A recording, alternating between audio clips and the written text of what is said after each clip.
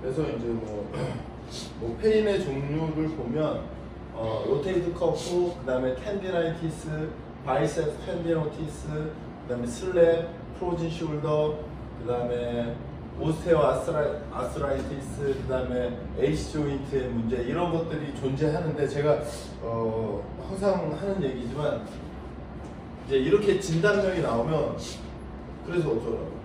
만약에 어떤 사람이 로테이트 컴프 테어로 왔어요, 저한테. 어떤 사람은 만약에 슬랩 테어로 왔어요. 그러면 내가 할 수 있는 어떤 행위는 이걸로 의해서 바뀌질 않거든요. 결국엔 제가 다른 관절에서 계속 반복하겠지만 가동 범위가 어디가 제한. 왜냐하면 얘네들이 제한되는 것들이 각각 다르거든요. 아니면 저는 오히려 더 정확한 표현은 최종 종착역은 슬랩이고, 아니 최종 종착역은 그냥 선수로 보면 프로진 숄더예요. 예를 들어. 그 다음에 시작은 예를 들어서 어깨 불안정증에서 시작했다가 임핀지 살짝 생기고 극상근 찢어지고 이러면서 계속 진행해가는 과정에 있는 거죠. 그러면 ROM이라는 것도 그 진행 순서에 따라서 계속 변하면서 가겠죠. 그러지 않겠어요? 네. 그러면 그게 보통은 플렉션, 그러니까 제한은 로테이션 계열에서 제 경험에서 많이 시작되고, 그 다음에 에비덕션, 플렉션까지 오면 꽤 많이 오는 거예요. 그래서 대략 이거는 뇌피셜이니까 제 경험이니까 그럴 수 있다라는 가정 정도. 그래서 조금 더 센시티브하게 검사하는 건 그 횡단면, 회전 계열에서 검사가 좀 더 센시티브하다. 그 다음에 에비덕션, 어덕션 또는 플렉션, 익스텐션 계열은 좀 더 두리뭉실, 약간 이렇게 보시면 될 거고.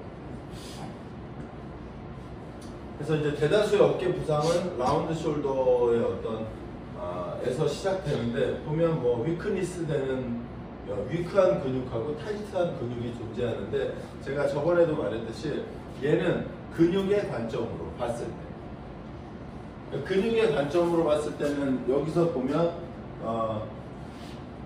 넥하고 그 다음에 넥 플렉서가 위크해지고, 보면 로어 트라페지우스, 롬보이드, 세라토스 안테리어, 얘네들이 위크해지는 대체적인 근육이 대체적으로 밖에 있잖아요.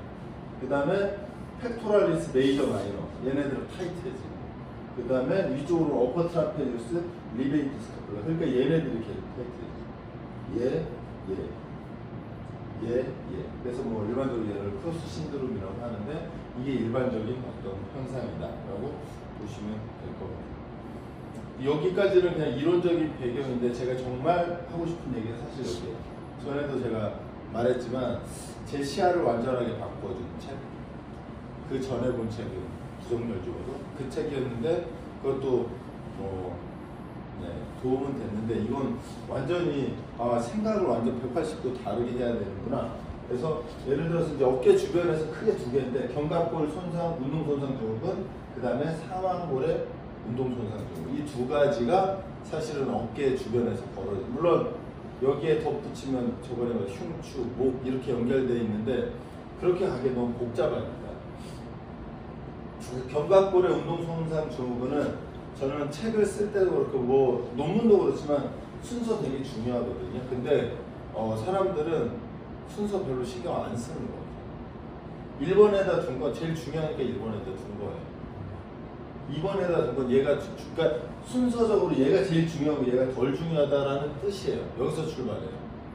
그래서 이 책도 보면 대다수의 그 견갑골 운동 손상 증후군은 견갑골의 하방회전 증후군, 얘가 제일 많다는 거예요. 하방은 이 견갑이 이렇게 떨어지는 거예요. 이게 오른쪽 견갑이 이렇게 떨어지는 거예요. 이렇게. 그 다음에 견갑골의 하강 증후군은 디프레션이 이렇게 떨어지는 거예요. 그러니까 회전 이렇게 떨어져요. 그래서 그 야구 선수 오래 한 사람들 보면 오른쪽 어깨가 이렇게 밑으로 떨어져 있어요. 이렇게. 김성환 감독이 이러고 다니거든요. 대체적으로 어깨가 견갑이 이렇게 떨어져 있어요. 이 두 개의 증상이 일반적으로 거의 다 일어나는 요소들인데, 보면 외전 증후군은 이게 오른쪽 견갑골 바깥쪽으로 빠져나가는 거죠. 그렇죠? 그 다음에 마지막은 익상은 이렇게 돼요. 그러면 이제 마찬가지로 여기서 출발해서 이렇게 갈 확률이 되게 높아요. 그래서 익상이 돼 있다. 익상은 하각에 이렇게 떠 있는 거거든요. 얘가 돼 있으면 얘 1, 2, 3번은 무조건 다 있을 가능성이 높아요.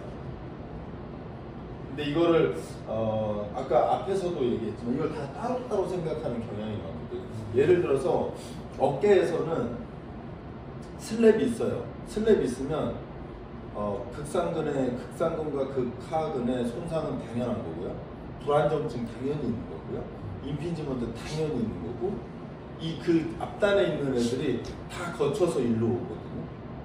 무슨 말인지 이해되죠? 이게 다 따로따로가 아니고 그냥 제가 볼 때는 암으로 하면 진행 과정 1, 2, 3, 4기 4기까지 온 거예요. 그러면 그 안에 1, 2, 3이 당연히 있는 거잖아요.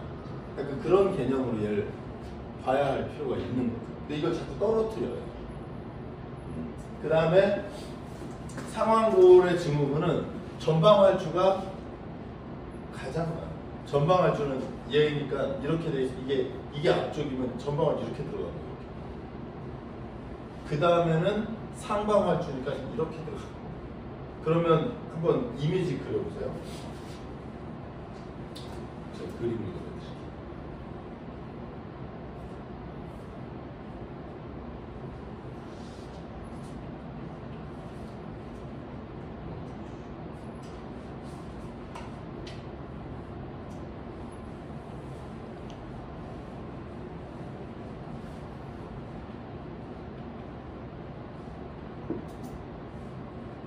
안테리어, 그죠? 포스테리어, 수페리어, 인테리어. 전방활주되잖아요. 일로 가요, 그죠? 네. 상방활주예요. 일로 가요. 그러면 헤드가 어디로 갈 것 같아요? 일로 가겠죠. 그죠? 네. 거기가 어디예요? 바이셉스, 롱헤드, 그루브. 그래서 아까 얘기했듯이 바이셉스 쪽에 뭐 문제가 생기면 얘가 이동해서 그 바이셉스 그루브가 전방 안정자거든요. 얘가 어깨를 전방으로 빠져나오는 걸 막는 역할을 해요. 이렇게 막아주거든요. 근데 얘가 약하니까 헤드가 이렇게 밀고 올라와요. 그래서 야구 선수 어깨 아픈 분들은 계속 여기를 만져요. 여기를. 그래서 선수들이 자꾸 여기를 풀어달라고 하죠. 네. 왜냐하면 우리 저번 주에도 질문이 그랬나? 아픈 곳을 해결해야 된다는 생각을 하니까. 그거는 최종 산물이거든요. 무엇 때문에 여기가 아파진 건데 이걸 직접 건드리려고 할 거 우리가 어떻게 보면 약을 먹는 거예요.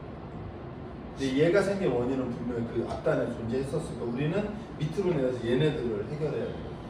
그래서 구조는 이렇게 생겼어요. 요거 이해됐죠? 네. 만약에 얘를 찾으려면 거드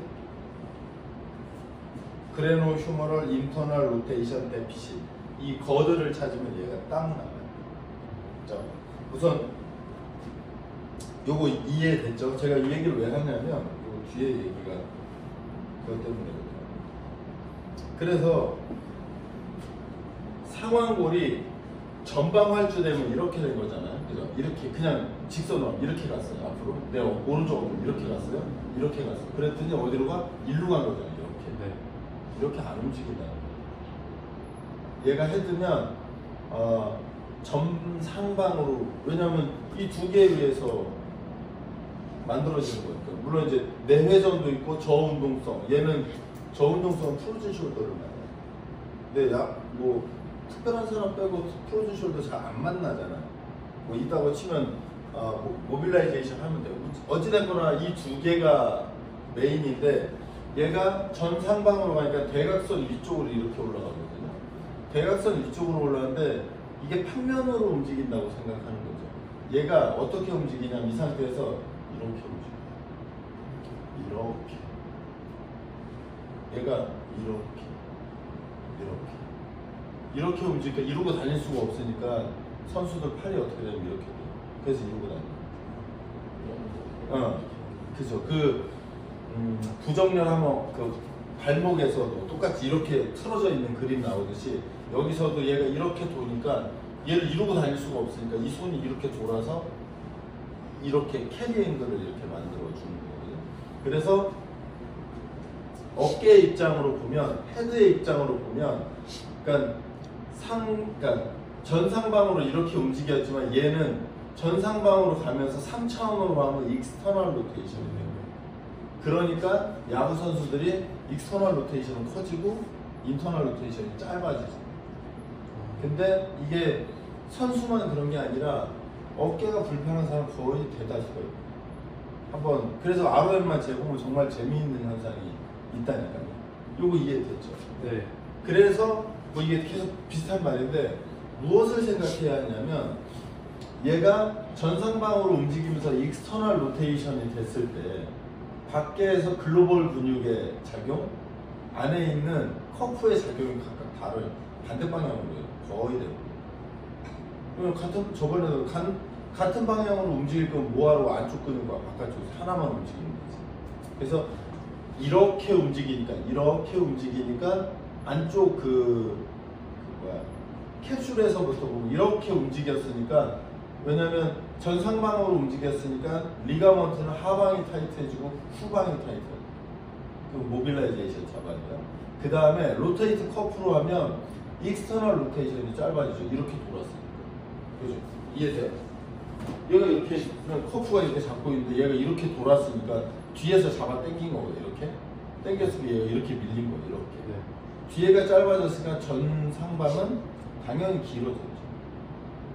그러니까 아까 말한 요쪽이 바이셉스 그루브인데 여기에 늘어날 수밖에 없는 구조니까 어깨가 이렇게 이런 방식으로 배웁니다. 대신에 아까 복잡한가요? 괜찮아요?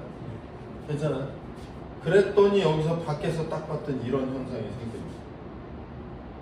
밖에 쪽에 팩 마이너는 타이트해지고, 그죠? 왜냐하면 아까 말했듯이 어깨에 앞쪽에 있는 근육 그 커프는 느슨해졌잖아요. 네. 근데 그 밖에 있는 애는 타이트해져. 왜? 안에가 느슨해지니까 밖에가 어떻게 해요? 나라도 일해서 잡아야지. 그러면서 타이트해지는 거죠. 반대로 이쪽으로 보면 후방 쪽이 타이트해져요. 상방 쪽이 상방. 왜? 얘가 이렇게 진행됐어요. 이렇게. 그래서 그 결론은 조인트 안에 리가먼트 캡슐, 그 다음에 안정자, 움직임을 만들어내는 글로벌 근육들이 다 같은 방향의 타이트함과 위크함이 존재하지 않고 각각 다 다르게 나타날 수 있다는 것을 생각할 필요가 있어요. 그게 단순히 어깨에만 해당되는 게 아니라 모든 조인트에서. 근데 이제 보통 어깨랑 고관절이 가장 복잡한 관절이니까 여기에서 그러한 현상들이 훨씬 더 많이 나타납니다.